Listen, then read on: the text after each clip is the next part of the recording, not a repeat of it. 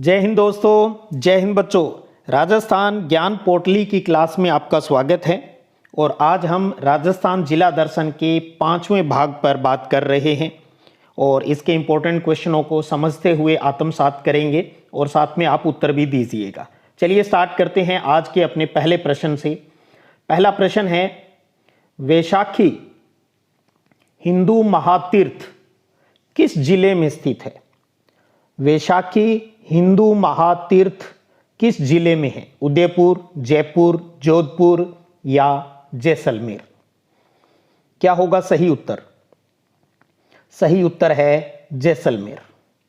जैसलमेर के अंदर ब्रह्मकुंड, ब्रह्म सागर जिसे कहते हैं, के पास वैशाखी नामक प्राचीन हिंदू तीर्थ है जहां वैशाख पूर्णिमा को मेला भरता है। अगला प्रश्न है, जैसलमेर दुर्ग किस नाम से विख्यात है? जैसलमेर का जो किला है वो किस नाम से प्रसिद्ध है? लोहागढ़ फोर्ट, जैसल दुर्ग, गोडागढ़ या सोनार किला? तो बिल्कुल सिंपल सा, अच्छे से दिमाग में है, और वो कौन सा है? सोनार किला के नाम से प्रसिद्ध है।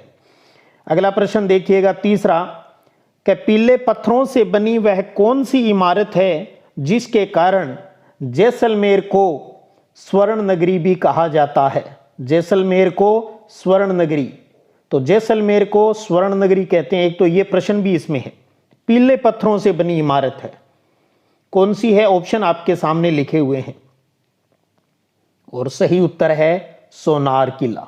अभी हमने किया, जैसलमेर दुर्ग है वो सोनार किले के नाम से प्रसिद्ध है और पीले पत्थरों से बना हुआ है। अगला प्रश्न देखिएगा, चौथा, जैसलमेर का सोनार किला कितने साकों के लिए जाना जाता है? 2.5, 12, 1 या 1.5? बहुत ही फेमस क्वेश्चन है। राजस्थान में एक जगह ही 2.5 साके हुए हैं। साका आप समझते हो अच्छे से? साका का मतलब क्या होता है? साका का मतलब जौहर हुआ है और साथ में केसरिया, यानी आदमी युद्ध के अंदर मारे गए और बाद में जो उनकी लेडीज है उन्होंने आत्महत्या कर ली, जौहर कर लिया। इन दोनों को मिलाकर कहा जाता है साका।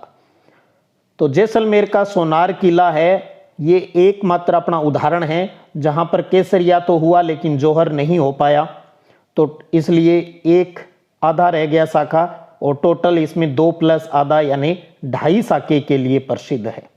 2.5 साके जैसलमेर में हुए। अगला प्रश्न है, पत्थर की महीन नक्काशी के लिए विख्यात जैसलमेर के प्रधानमंत्री सालिम सिंह की हवेली का निर्माण किस शताब्दी में हुआ? जैसलमेर के प्रधानमंत्री रहे हैं सालिम सिंह, उन्हीं के नाम पर हवेली बनी हुई है और किस शताब्दी में बनी ये बताना है। सही उत्तर क्या होगा? वो है 18वीं सदी, 18वीं सदी में। अगला प्रश्न देखिएगा, छठा प्रश्न है अब, जैसलमेर की स्थापना से पहले जैसलमेर के भाटी राजाओं की राजधानी कौन सा क्षेत्र थी? स्थापना से पहले भाटी राजाओं की राजधानी, क्योंकि जैसलमेर में भाटी का राज रहा है, पोकरण, तेमड़ी राय, लोद्रवा या चुंगी? तो सही उत्तर कौन सा है? वो है लोद्रवा। लोद्रवा, जैसलमेर की स्थापना से पहले लोद्रवा उनकी राजधानी रही। अगला प्रश्न है कि गढ़सीसर सरोवर कहां स्थित है? गढ़सीसर सरोवर ये एक कृत्रिम सरोवर है और इस कृत्रिम सरोवर का मुख्य जो प्रवेश द्वार है वो टीलों की पिरोल के रूप में विख्यात है। और ये कहां स्थित है? सही उत्तर रहेगा जैसलमेर। जैसलमेर में स्थित है भी। अगला प्रश्न देखिए, तेमड़ी राय माता का मंदिर किस जिले में स्थित है? तेमड़ी राय माता का मंदिर किस जिले में? बाड़मेर, जोधपुर, जैसलमेर या बीकानेर? तो सही उत्तर है जैसलमेर। जैसलमेर। जैसे जैसे आगे बढ़ रहे हैं आप सबको क्लियर हो रहा होगा, हम जैसलमेर जिले से जुड़े हुए इंपॉर्टेंट क्वेश्चनों को तैयार कर रहे हैं। अगला प्रश्न है, निम्न में से कौन सा मंदिर जालोर जिले में स्थित है? चलिए, अब जैसलमेर से जालोर में एंट्री होगी। कौन सा मंदिर है वो जालोर जिले के अंदर है? सेवाड़ा का पातलेश्वर, नंदीश्वर, दीप तीर्थ, वीर फत्ताजी बाबा का मंदिर या सभी? तो आप देखेंगे ये सारे के सारे जो मंदिर हैं ये जालोर के अंदर स्थित है।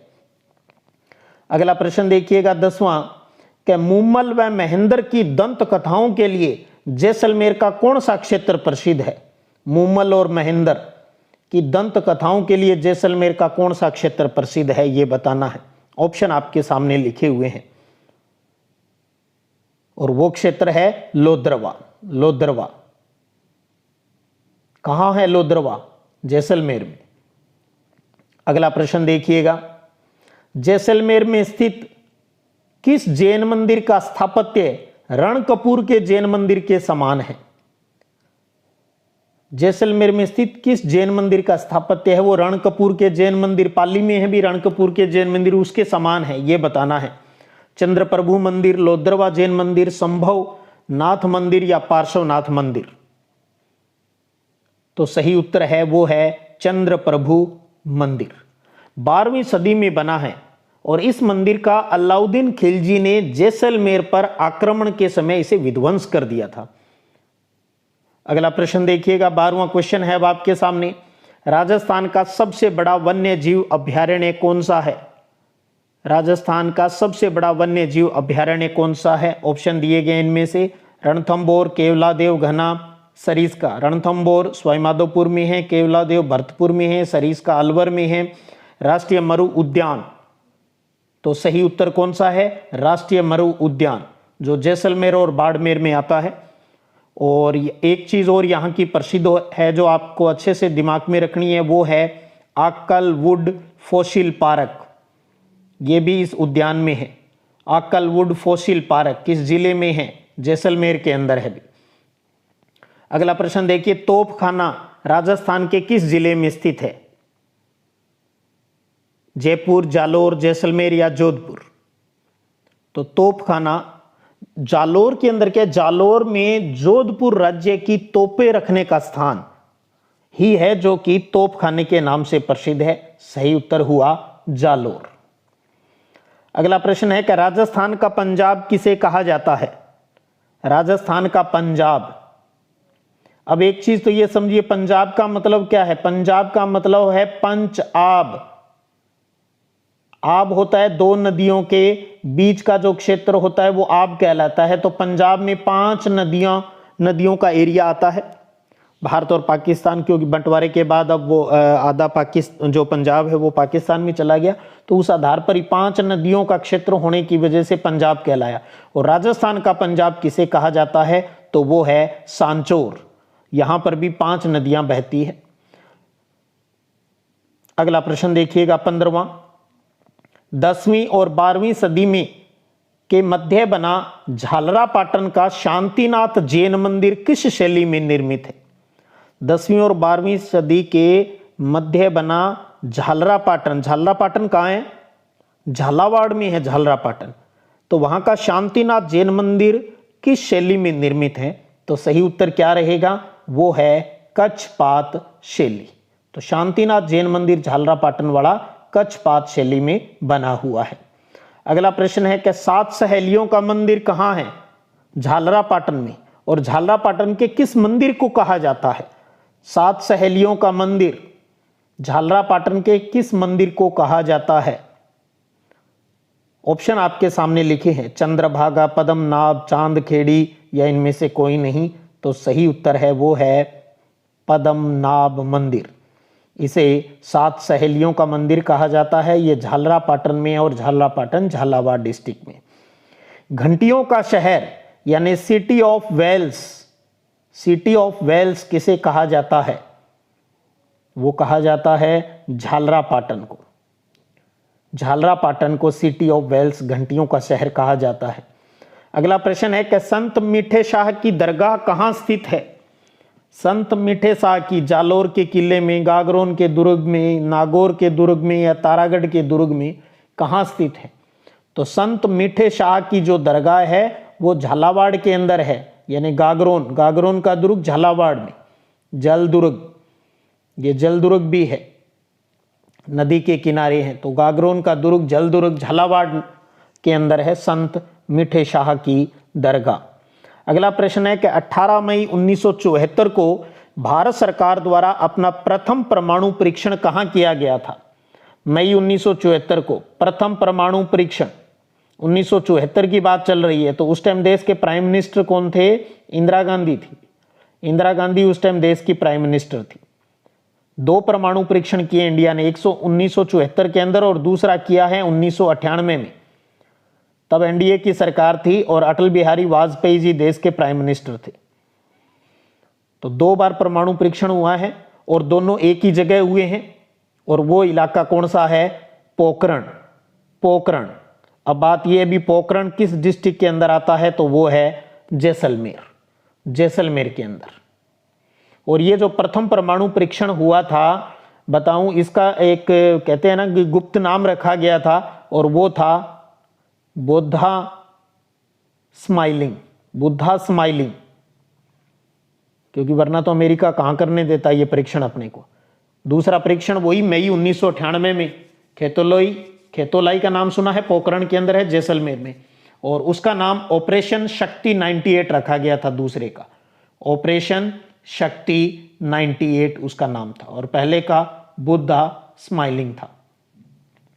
अगला प्रश्न है, सुंधा चोटी, जिसे महाराणा जसवंत सिंह ने मारवाड़ का दूसरा आबू घोषित किया था, किस जिले में स्थित है?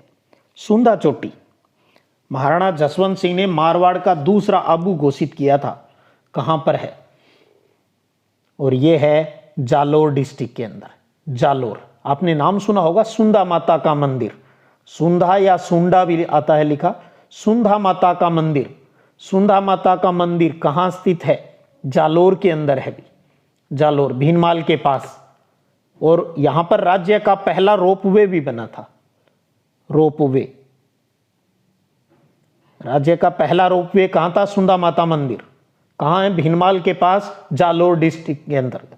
और जिस पहाड़ी पर बना है वो जसवंतपुरा की पहाड़ी है, और जो जालोर की सबसे ऊंची चोटी भी है वो। अगला प्रश्न देखिएगा 21वां, कि देश का सबसे बड़ा जैन मंदिर श्री लक्ष्मी वल्लभ पार्श्वनाथ 72 जिनालय कहां स्थित है? 72 जिनालय, 72 जिनालय। क्योंकि जैन धर्म के अंतर्गत क्या है, 24 भूतकाल के संत हैं, 24 वर्तमान के और 24 भविष्य के हैं। 24 24 24 मिलाकर हो जाते हैं 72।